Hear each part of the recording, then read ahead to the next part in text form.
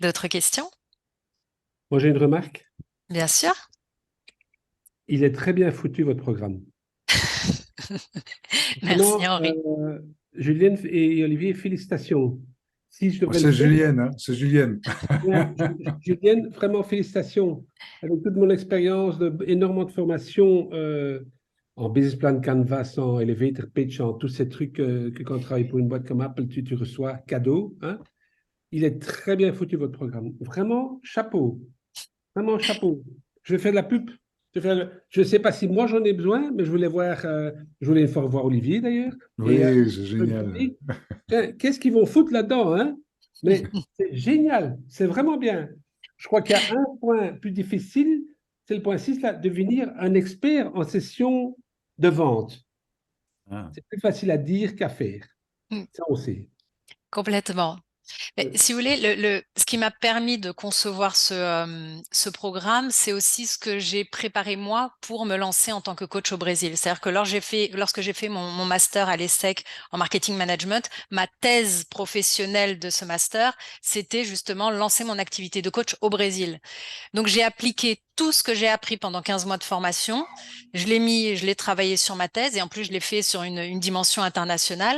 Et ce qui m'a permis d'arriver au Brésil et puis finalement juste de déployer mon plan d'action. Pour complémenter ce que tu dis, Julienne, chez ICF, on a fait une étude. Apparemment, il y a beaucoup de gens qui se forment en coaching. C'est surtout they teach what they have to learn. Tu vois? Donc, je me forme en coaching parce que je veux au fond me faire coacher, parce que je dysfonctionne. So I teach what I have to learn. Et donc, on remarque qu'une personne sur cinq essaye de devenir coach sur cinq qui sont formés, quoi. Et de ces une personne sur cinq, il y en a une sur cinq qui devient bon, qui est bon. Donc, ça fait quand même un 25e, quoi. Et par contre, il y a de très très bons coachs, Ouais. mais qui, comme ne passent pas ce pas au niveau marketing, communication et de savoir se vendre. Et c'est pareil dans les entreprises. Hein. Je parle du coaching, mais on peut être un très très bon salarié, collaborateur, manager dans une entreprise, mais celui qui est peut-être moins bon que vous, mais qui est très très bon pour se vendre, peut obtenir certaines promotions.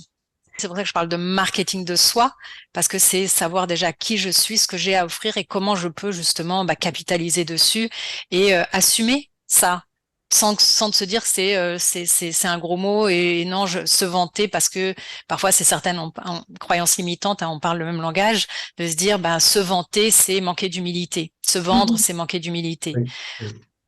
Julienne et Olivier, ce que vous présentez, il y a un besoin énorme. Parce que, enfin, un coach, c'est quelqu'un qui est un peu sauveur, hein, mais il n'a pas cette faculté de vendre, de marketing, parce qu'il n'est pas comme ça, parce qu'il est coach. À la limite, il a peur de demander de l'argent parce qu'il est coach, parce que l'individu.